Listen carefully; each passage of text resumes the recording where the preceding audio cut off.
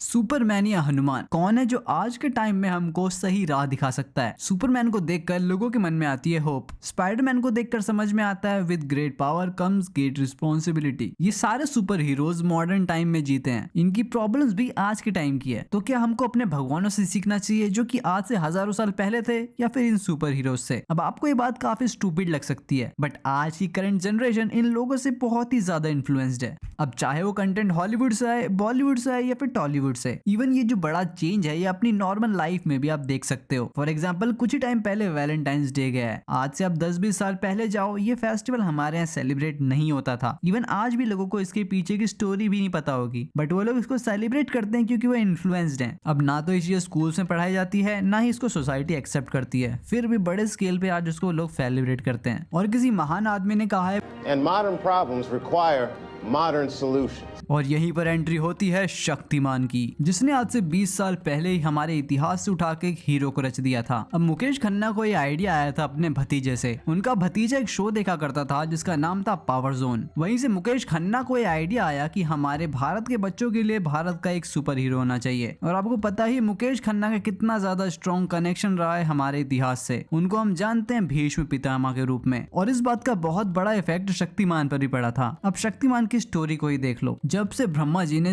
पृथ्वी की रचना करी है, सब कुछ सही चल रहा था। मनुष्य सुख शांति से अपना जीवन जीते थे, और ऐसे ही समय बदला और आया कलयुग। जो मनुष्य शांति से जिया करता था, अब उसमें क्रोध, हिंसा मन में घर करने लगी और मानवता को अंदर ही अंदर से खोखला कर दिया। 6000 सालों तक इस पाप को खत्म करने के लिए सूर्यवंशी ऋषियों का समूह पाप को खत्म करने का काम करता रहा। उन्होंने एक मनुष्य को चुना जो इस काम के लायक था। उसे कुंडलिनी योग के जरिए अपने अंदर के सातों चक्रों को जगाना सिखाया, जिससे उसे कई सारी पावर्स मिली, जैसे कि पंच तत्वों पे कंट्रोल और कई सारी तांत्रिक शक्तियां। उसने अपनी ट्रेनिंग के दौरान यज्ञ भी करा ताकि वो अपनी पावर्स पर पूरी तरह से काबू पा सके, जिसके लिए उसने यज्ञ की अग्नि में कूदकर शरीर को समर्पित कर दिया, और मृत्यु की जगह उसको मिली कई सारी और शक्तियां। और तब वो प्रतिज्ञा लेता है इंसानियत में से नफरत और लालच को खत्म करने का, समाज से बुराई को मिटाने का। और उसके शुरुआती काम को देखकर एक रिपोर्टर गीता विश्वास ने उसको शक्तिमान का नाम दिया। और शक्तिमान का सबसे बड़ा दुश्मन था तमराज किल्वेश, जो कि कलयुग का जीता जागता स्वरूप था, और मनुष्यों के अंदर की बुराई ही उसकी असली ताकत थी। और अगर उसको किल्वेश को मारना है तो पहले लोगों के अंदर की बुराई को मारना पड़ेगा। और यही पूरी स्टोरी है हमारे कलयुग की। उस टाइम पर शक्तिमान बच्चों के लिए एक आदर्श था, पर बचपन में हम शायद उसको समझ नहीं पाए। हमने सिर्फ उसको एक सुपर हीरो समझा। इवन अगर आपने भी देखा होगा तो उसकी पावर्स को नहीं समझ पाते होगे, क्योंकि उसकी पावर्स हाईली इंस्पायर्ड है हमारे सनातन धर्म से, जिसको लोग आउटडेटेड मानते हैं। और उसी को यूज करके इतना पावरफुल कैरेक्टर बना दिया जिसको आज तक लोग नहीं समझ पाए। क्योंकि अगर आप शक्तिमान की पावर्स को समझ गए तो आप लोगों को ये भी समझ में आ जाएगा कि आज के टाइम पर जितने हीरोज हैं, चाहे मार्वल, डीसी, वो सब इसके सामने फीके पड़ जाएंगे। अब शक्तिमान ने अपने सभी चक्रों को एक्टिवेट करके बहुत सारी शक्तियां पाई थी, जैसे कि immeasurable strength, flight, energy projection, energy manipulation, elemental manipulation, और पांचों तत्वों पे 100% कंट्रोल। अब शक्तिमान को सारी शक्तियां मिलती है उनके चक्रों से। तो अब जान लेते हैं चक्रों के बारे में, जैसे कि मूलाधार चक्र, जो कि शक्तिमान को पृथ्वी तत्व और उसके ऊपर कंट्रोल देता है, जैसे कि ग्रेविटेशन और मैग्नेटिक फील्ड। स्वाधिष्ठान चक्र, जो शक्तिमान को वाटर एलिमेंट के ऊपर कंट्रोल देती है। मणिपुर चक्र, जो उसको फायर एलिमेंट के ऊपर कंट्रोल देती है। और कंप्लीट नॉलेज ऑफ योग, जिससे वो बिना कुछ खाए पिए जिंदा रह सकता है, बिना हवा के भी जिंदा रह सकता है,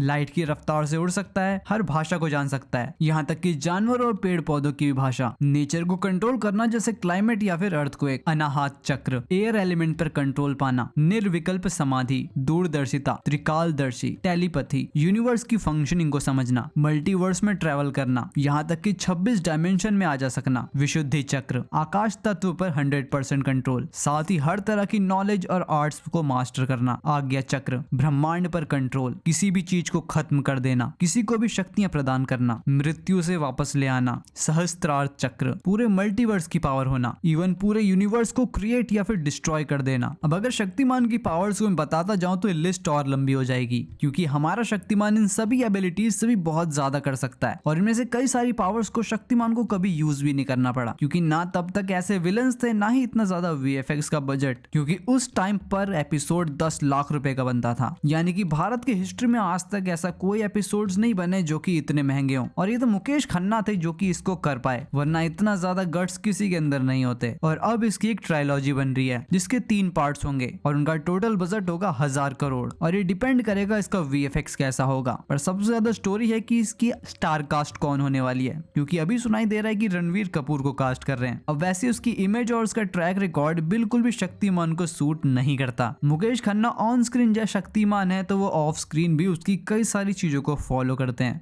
अब मेन बात यहाँ पर आती है, जो शक्तिमान का पूरा कैरेक्टर है वो कहीं ना कहीं बेस्ड है बजरंगबली पर, जो की बात मुकेश खन्ना ने खुद ही बताई थी। गंगाधर कैसे बन जाता है, छड़ों करके सबके बैग वैग सब कुछ आ जाते हैं, वो हमने लिबर्टी ली या वो भी पावर हमारे अंदर शक्तिमान में हो सकते हैं। वो सिद्धियों में आता है, सिद्धियों। हाँ तुरंत। क्यों हनुमान गए थे जब तो उड़ के गए, विभीषण को देखा तुरंत ब्राह्मण बन गए, विभीषण से बात की, जब बात पूरी हो गई तुरंत छोटे राम के सामने ब्राह्मण बन गया है। हाँ, फिर लघु रूप लेकर के सीता जी से मिलने पहुंच गए, उसकी मुख में चले गए, हाँ सुरसा के मुंह में जाके बाहर आ गए। तो ये सारी अष्ट सिद्धियों में सब आ जाता है। तो अष्ट सिद्धियां हैं तो क्यों नहीं बनेगा वो तुरंत शक्तिमान, तुरंत गंगाधर। अब शक्तिमान पर हमेशा से आरोप लगते रहे हैं कि वो पूरा इंस्पायर्ड सुपरमैन से, जो कि बिल्कुल गलत है। सुपरमैन की स्टोरी है एक एलियन की जो कि पृथ्वी पर आया है और उसकी शक्तियां बढ़ गई है क्योंकि यहाँ का सूरज बहुत ज्यादा बड़ा है, और दूसरी तरफ हमारा शक्तिमान जिसने अपने अंदर की कुंडलिनी शक्ति को जागृत करके कई सारी शक्तियां पाई। सुपरमैन एक स्पेशल कैरेक्टर है, आप उसकी तरह नहीं बन सकते, आप उससे रिलेट नहीं कर सकते, क्योंकि ना तो आप उसकी तरह पावरफुल हो ना ही उसकी तरह स्मार्ट। पर दूसरी तरफ है शक्तिमान जो कि हम में से ही एक है, जिसको चुना गया, ट्रेन करा गया और उसने अपने अंदर की शक्तियों को जागृत करके मानवता की रक्षा करी। और आप कितना भी ट्राई कर लो कभी भी सुपरमैन नहीं बन सकते, पर आप शक्तिमान बन सकते हो। आपको लगेगा कि यार कुछ भी बोल रहा है, पर सच्ची बात तो ये है आप बन सकते हो, पर कभी भी बनना नहीं चाहोगे, क्योंकि हमारी सोच और हमारा मन कलयुग के प्रभाव में है और शक्तिमान हमको यही सिखाता है। इवन शक्तिमान का टाइटल ट्रैक भी है कि ये अवतार नहीं, ये इंसान है। वो हमारे अंदर छुपे हुए हिडन पोटेंशियल को दिखा रहा है कि हम लोग भी शक्तिमान बन सकते हैं, और एक ही तरीका है कि हम लोग अपने अंदर के किलविश को मार सकते हैं, और तभी सही मायनों में कलयुग का अंत होगा। बट अभी भी सबसे बड़ी बात समझ में नहीं आई, जो शो अपने टाइम पे टॉप पर था, बच्चे इसके फैन थे, पैसे वैसे सब कमा रहा था, तो ये बंद क्यों हो गया? सच बताऊं तो ये बंद हुआ आपकी वजह से। तो शक्तिमान पे कई सारी FIRs हो गई थी जो कि बाद में पता चला फेक थी। आपने भी अफवाह सुनी होगी कि बच्चे शक्तिमान को पुकारते पुकारते अपनी छत से कूद जाते थे कि शक्तिमान उनको बचाने आएगा,